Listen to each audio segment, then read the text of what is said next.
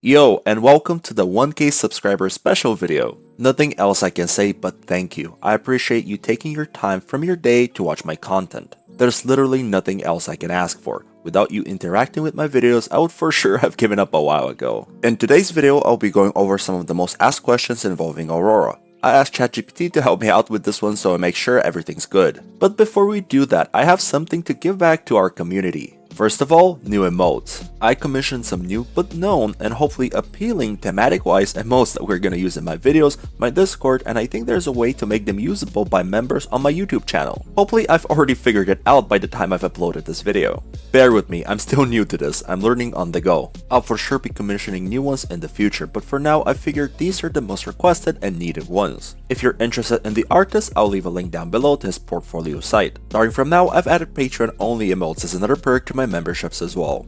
Also, I want to take this time to thank my current and previous patrons. They have been supporting me financially for a while now and I can't thank them enough. So this portion is dedicated to you. You're amazing and I'll be sure to return the value whenever I can. If you're interested in becoming a patron, I have a link down below and you can check all the perks yourself, like access to all my coaching sessions, monthly OPGG review, and others. I have one more announcement. Most of you already know this, but I've been coaching League of Legends for more than 5 years now, so I figured the best way to return the favor of you giving me your time, I'll give you back my time. I'll be giving away 3 1-hour coaching sessions to 3 people completely randomly. If you want to participate, all you have to do is drop a comment down below. Just make sure you include the abbreviation RC. This way I can distinguish the comments that want to participate. And also, it doesn't matter if you're subscribed or not, nor is this some way of getting a lot of comments. This is just the simplest way of holding a giveaway. I'm currently working on my own personal coaching site. It was actually supposed to be up for this video, but I managed to get the milestone slightly earlier than intended. So I might have to make another giveaway in the near future once it's ready. And now, moving with the topic of today's video, the most asked questions for Aurora up to date. The reason why I chose this topic for the 1K subscriber special is because I wanted to keep the video simple but still provide information on a given topic, especially since I see a lot of these questions asked all the time with small differences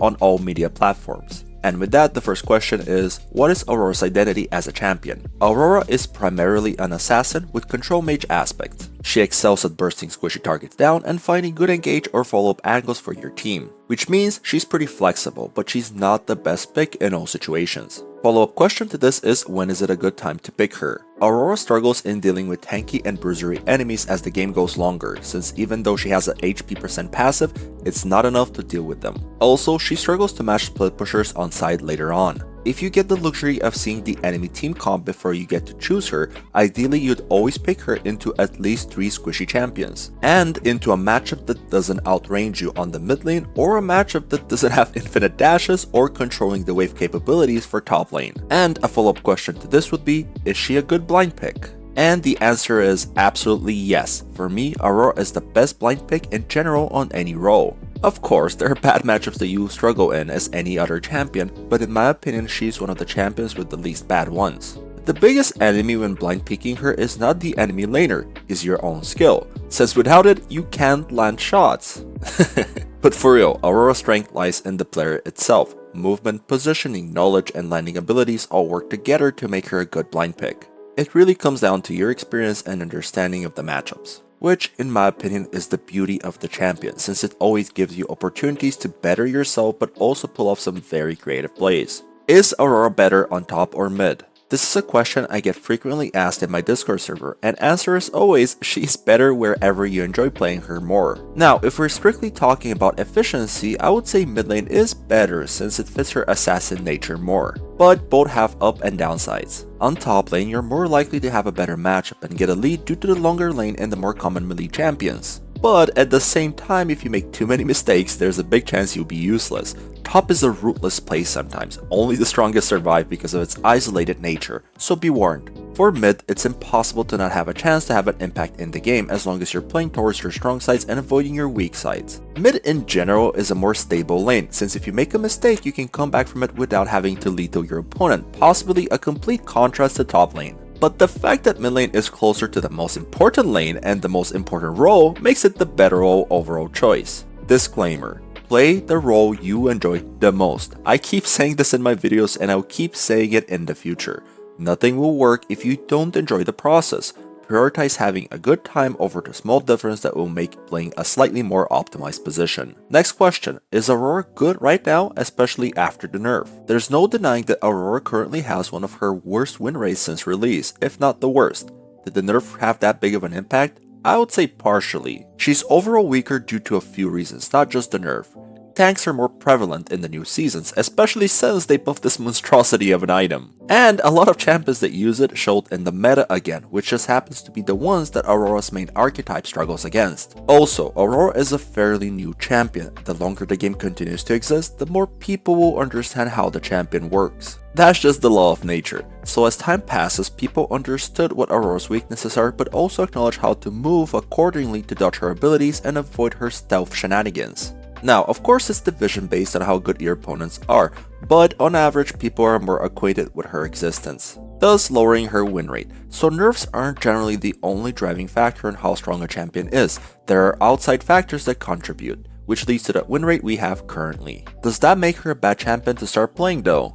No, not at all. She is a high skill ceiling champion. As much as people do not want to admit that, she might seem simple at first glance, but there's a lot of complexity hidden in her ability usage and champion piloting.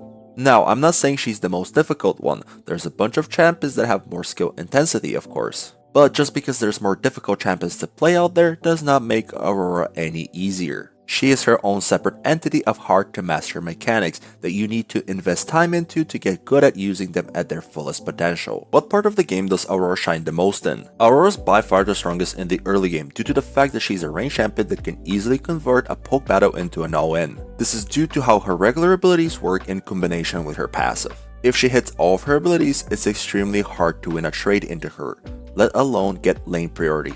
But it does come with a downside. She's extremely skill shot reliant, so if you miss too many abilities, you're practically non-existent. Is Aurora good in the mid and late game? She is pretty good mid game, but she becomes more coin flippy the longer the game lasts. She doesn't scale bad per se, but she doesn't scale good either. The reason is, if you have a lead built up, you can say she's relatively strong later on in the game. But if she doesn't, she will struggle in finding lethal because she is at her core an assassin, and even squishy champions get a ton of resistances when gaining levels. So she really needs to stay ahead of the curve in order to be relevant in a game. Combine that with the fact that she relies on hitting skill shots, it's a recipe of messing up only once in late game to just straight up lose the game. One piece of advice I give to anyone and any champion you're playing, especially the lower the division you're playing in. You don't really want games to last long since you have less and less control over them. You're only given a handful of chances to win a game, so look to take each one of them seriously and end it as soon as possible. What are some general tips for Aurora? The champion is actually extremely complex in most of the decisions you're gonna make in a game, so it's hard to pinpoint what exactly to say here. But there are two important things I always end up having to discuss with people that I coach on Aurora. First is the fact that Aurora needs to be aggressive early. You need to get comfortable to force enemy to make mistakes such as taking bad trades or bad wave decisions. She needs a lead to work at her fullest potential, so start building it from the very beginning. Second is how complex the ult actually is. While yes, Rad did nerf it and changed it a few times already, making it not so complex anymore, you can still do a ton of cool things with it. Make it second nature to use the back wall in situations where you have to, get comfortable in getting to the enemy backline with it, and know when it's a good time to bounce to create chaos. These are all examples of things you can do, and there's much more.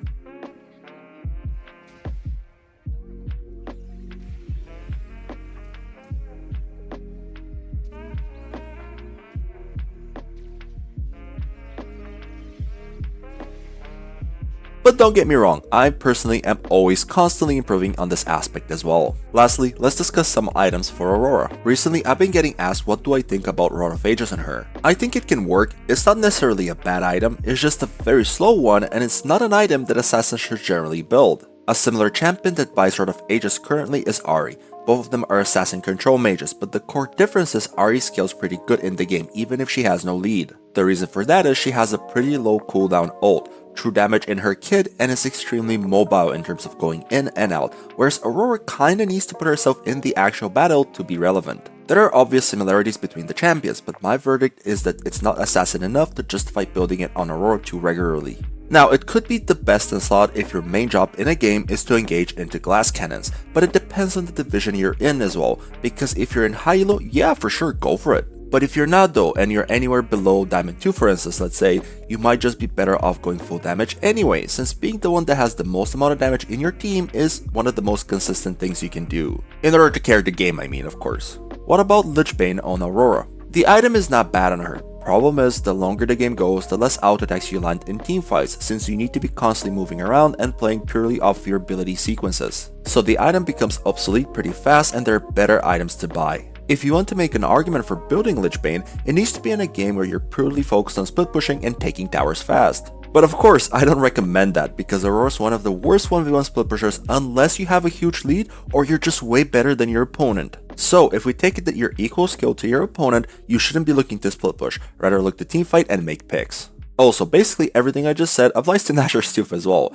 if that was a question you were wondering of course. Lastly, is Blackfire Torch a good item for Aurora? I personally don't like this item on her and I'll explain to you why. It's a worse version of Ludens and Malignants in most cases, unless you're facing at least 3 tanks. But even in its best case scenario, the item still has problems. First, the item doesn't build from Haunting Guise, which is honestly the best component in the game currently for its cost. So instead of going for a mana item, why not just straight up go for Riftmaker or Liandry in combination with 2 mana runes? Second, let's say you don't want to go 2 mana runes but rather the more greedy route, which is First Strike, because that's a better overall rune against tanks. And to that I say, you're onto something, because that's honestly the way I would justify building the item. But that comes with its own set of problems.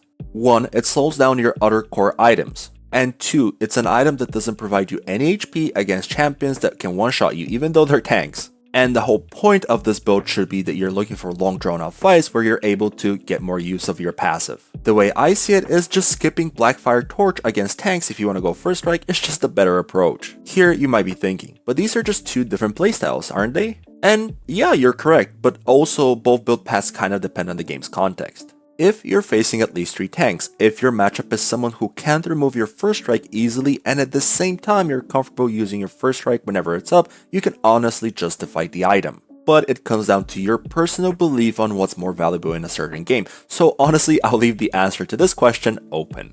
And that was the end of the video. Once more, 1k subscribers. I can't believe how quickly it happened, but also that it did happen. Hopefully in this video I was able to provide some good up-to-date explanations and answers to some of the most frequently asked Aurora questions. And also hope you guys enjoyed the special announcements. With that, I wish you all a wonderful day and I'll see you in the next one.